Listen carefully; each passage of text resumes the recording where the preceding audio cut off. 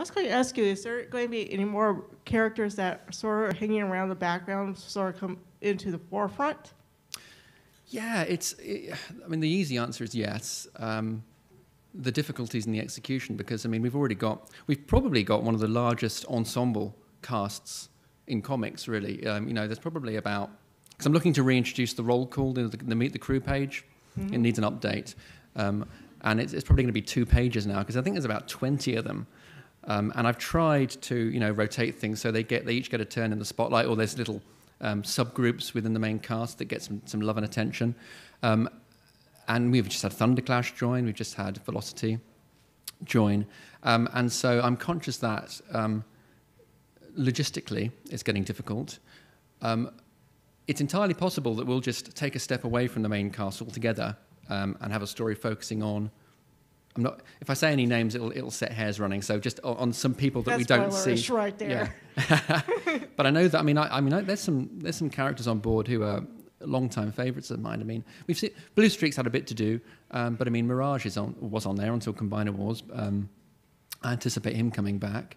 Yeah, I mean, and Hound I love Hound. We haven't done much with Hound so far. It's always great.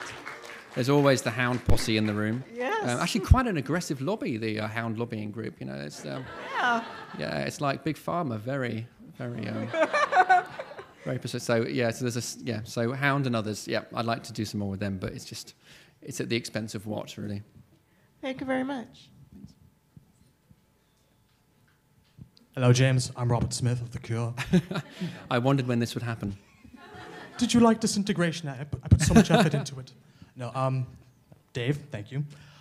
Speaking as a person who's read Eugenesis, like, your big work before More Than I ever started, and also a person who's a huge fan of a certain faction, which I'll try to keep nameless and vague here. Mm-hmm. Seeing certain events which happened at the end of Remain in Light, such as what took Pharma's body, has had me scanning every issue for evidence of X and Y conspiracy, and I'm looking for certain elements. And I just want to ask, would the answer to what took Pharma's body be something we'll visit closer to issue 50 or 100?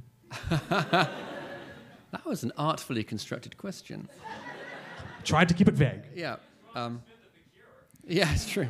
I've always admired your music, Robert, but I didn't know you asked such good questions.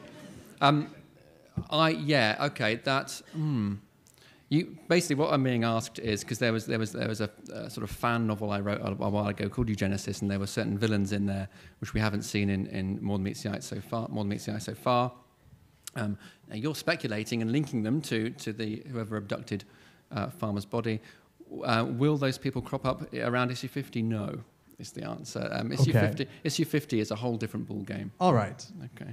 But closer to 100 then. Oh yeah, sorry, yeah. Such was the skill of your question. I'm not saying anything. Thank you. A lighter question then. What is the first thing Spinister sees when he wakes up, and what is his reaction to it? I've just been writing about him, actually, of course, for the Scavengers 2-parter. It's tempting to tell you things about that. I think Spinister wakes up and he thinks that he sees what he's been dreaming about, and chaos ensues. That's what happens, yeah. Or an aggressive door in the distance, yeah, an aggressive door frame. Thank you very much.